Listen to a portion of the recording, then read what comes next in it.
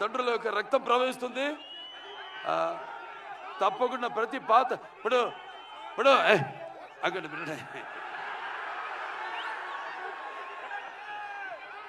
Veera Simha Reddy cinema నేను చెప్పాను, Mufti cinema నుంచి తమ్ముడు గెటప్ నేను కాపీ కొట్టాను. ఇచ్చిపుచ్చుకోవడమే, బికాస్ ఒక ఆర్టిస్ట్ చూస్తే మనం ఇన్స్పైర్ అవుతాం. అక్కడి నుంచి మనం ఏం తీసుకోవాలి, ఏది మనం మిస్ అవుతున్నాం అన్నది.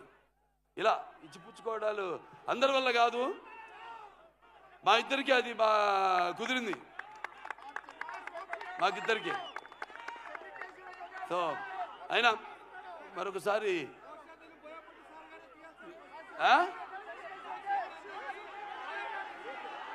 సరే, ఏ విధంగా బాబు ఈ సినిమాలో డైలాగులు చెప్పేటివి కావు. రేపు థియేటర్లో మీరు వింటేనే శ్రవణానందం కాదు, ఎలా గుబురు పుడుతుందో చూడండి రేపు.